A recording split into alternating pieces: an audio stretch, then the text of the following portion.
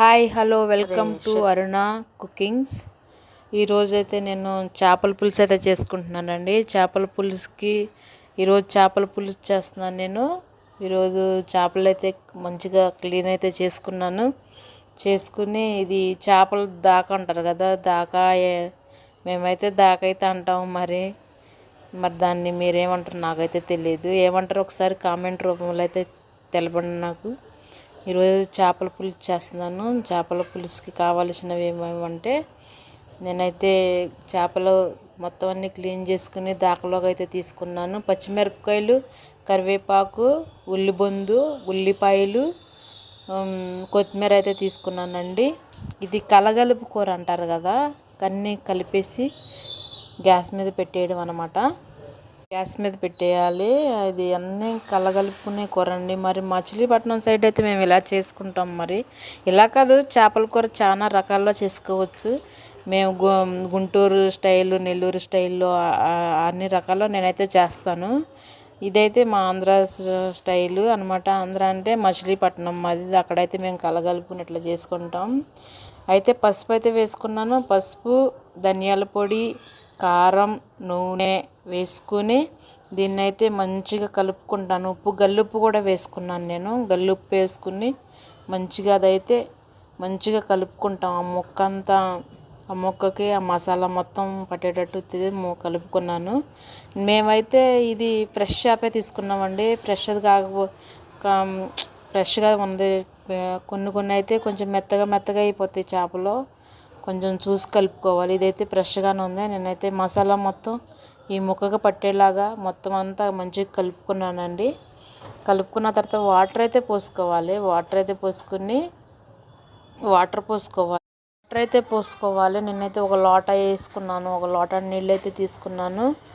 లోట నీళ్ళు అయితే పోసుకున్న తర్వాత గ్యాస్ అయితే వెలిగించుకోవాలి. నేనైతే చింతపండు పులుసు అయితే వేయలేదు దీంట్లో, ఇప్పుడే వేయను. కొంచెం ఆ పులుసు అనేది కొంచెం దగ్గరగా అయిన తర్వాత థిక్ అనేది వచ్చినప్పుడే నేను చింతపండు పులుసు అయితే వేసుకుంటాను. చింతపండు అయితే నానబెట్టుకున్నాను నేను ముందే. ఒక 10 minutes ముందే నానబెట్టుకుని పెట్టుకున్న తర్వాత 10 minutes ముందైతే నేను చింతపండు పులుసు నానబెట్టేసుకుని పెట్టుకున్నాను. అది ఏంటంటే కొంచెం చింతపండు నానిన తర్వాత దాని పులుసు అనేది మంచిగా అది పిసుక్కుని మంచిగా దగ్గరగా పడింది. గ్రేవీ అయితే దగ్గరగా పడింది. అది ఇట్లా మొక్క విడిపోతుంది కదా కొంచెం ఉడుకుతూ ఉన్నప్పుడు, అది అట్లయితే గరిటెతోనైతే నేను తిప్పట్లేదు. ఒక క్లాత్ తీసుకుని దాన్ని అయితే తిప్పుకున్నాను నేను. గ్యాస్ చుట్టూ మంచిగా వస్తుంది కదా, దాని ఫ్లేవర్ కూడా బాగుంటుంది. ఈ టేస్ట్ ఒకసారి ట్రై చేయండి ఫ్రెండ్స్. మీకు ఎవరికన్నా ఇలా మీరు ఎవరైనా చేసుకుంటే నాకు కామెంట్ చేయండి. ప్లీజ్ సబ్స్క్రైబ్ చేసుకోండి, షేర్ చేయండి, కామెంట్ చేయండి, లైక్ చేయండి. లైక్ చేస్తే మీ వీడియోలు ఎంతో అందరి దాకా చేరుతాయి. మేము కొత్తగా అయితే చేస్తున్నాము. చింతపండుని అయితే ఇలా పిసుక్కోవాలి. చేతితో చింతపండు అయితే అట్లా పిసుక్కోవాలి.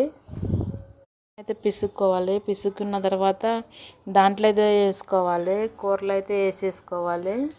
కూర అది చూడండి దగ్గరికి అయితే అయ్యింది. కొంచెం దగ్గరికి అయిన తర్వాత పులుసు అనేది ఏంటంటే పులుపు కదా, చింతపండు ఎక్కువే పడుతుంది. చేపల కూరకైతే చింతపండు ఎక్కువే పడుతుంది. చేపల కూరని అలా తిప్పుకుని ఒకసారి 5 minutes అయిన తర్వాత మళ్ళీ చింతపండు పులుసు అయితే వేసుకోవాలి. మళ్ళీ నేనైతే అల్లం వెల్లుల్లి పేస్ట్ దీంట్లో వేస్తున్నాను. ఇది అల్లం వెల్లుల్లి పేస్ట్ అయితే నేను ఇప్పుడు వేయను. చింతపండు వేసిన తర్వాత ఒక 10 minutes తర్వాత ఆ చింతపండు పులుసు అంతా ఆ ముక్కగా పట్టిన తర్వాత నేనైతే అప్పుడు వేసుకుంటాను. అప్పుడే వేసుకున్న తర్వాత మాత్రమే నేను మళ్ళీ అల్లం వెల్లుల్లి పేస్ట్ వేస్తాను. అది చూడండి, చింతపండు పులుసు వేసి అలా తిప్పుకుని మళ్ళీ ఒక్కసారి ఒక 10 minutes అయితే మనం పెట్టుకోవాలి. ఒక 10 minutes పెట్టేసుకున్న తర్వాత మంచిగా దగ్గరగా అది బబుల్స్ ఇట్లా ఆవిరి వస్తుంది కండి, తొక్కలాడుతుంది కూర. అట్లా ఆడినప్పుడు మాత్రం అల్లం వెల్లుల్లి పేస్ట్ వేసుకోవాలి. ఇవి అయితే మేమైతే ఒక కేజీన్నర అయితే తీసుకున్నాం చేపలు. కేజీన్నర చేపలకి తీసుకొచ్చాడు. కేజీన్నర తీసుకున్నాం. ఇవి శుభ్రం అయితే చేసేసుకున్నాము. శుభ్రంగా చేసుకుని చేపల కూర అల్లం వెల్లుల్లి పేస్ట్ అయితే వేసుకుంటున్నాను ఫ్రెండ్స్. వేసుకుంటున్నాను. అల్లం వెల్లుల్లి పేస్ట్ మనకు టేస్ట్కి తగ్గంత వేసుకోవాలి. అది అల్లం వెల్లుల్లి పేస్ట్ వేసుకున్న తర్వాత ఈ వీడియో కానీ నచ్చితే లైక్ చేయండి, షేర్ చేయండి. మళ్ళీ లాస్ట్లో అయితే కొత్తిమీర వేసుకోవాలి. కొత్తిమీర వేసుకుని మళ్ళీ కొంచెం ఉల్లిబొందు కూడా నేను లాస్ట్లో కూడా వేసుకుంటాను. ఉల్లిబొందు వేసుకుని అది చూడండి దగ్గరికి అయిపోయింది, తిక్కుగా వస్తుంది. పులుసు అంతా మంచిగా తిక్కుగా మన అన్నంలో కలుపుకుంటే చాలా టేస్టీగా ఉంటుంది. ఈ రెసిపీ అయితే ఒకసారి ట్రై చేయండి. మీరు ఒకసారి ఇలా కూడా ట్రై చేయండి. ఇలా ఎవరన్నా చేసుకుంటే నాకు కామెంట్ చేయండి ప్లీజ్. మమ్మల్ని సపోర్ట్ చేయండి. కొత్తిమీర మళ్ళీ ఉల్లిబొందు అయితే వేసుకున్నాను. మేమైతే ఉల్లిబొందు అంటాం, మరి మీది ఉల్లి పొరక అంటారు, ఇంకా స్ప్రింగ్ ఆనియన్స్ అంటారు కదా, అవి వేసుకున్నాను.